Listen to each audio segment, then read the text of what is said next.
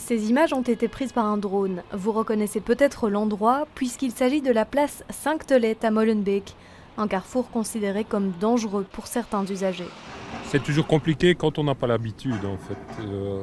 Et donc il faut souvent chercher la place où on doit se mettre.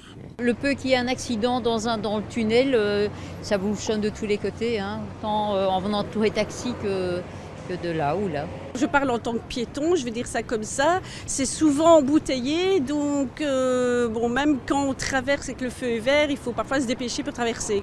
La place pourrait être réaménagée. Avant cela, il faut récolter des données.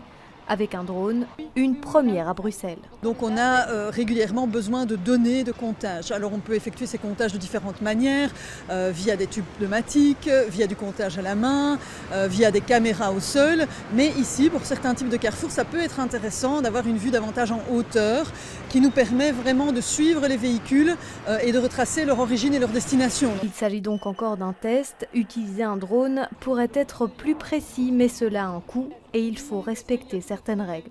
Alors bien entendu, on n'utilise pas de drone comme ça, donc d'abord il faut l'autorisation du gestionnaire ici de la voirie pour les voiries qui sont survolées, et puis on travaille avec des dronistes qui disposent de tous les permis qui sont délivrés par le SPF Mobilité.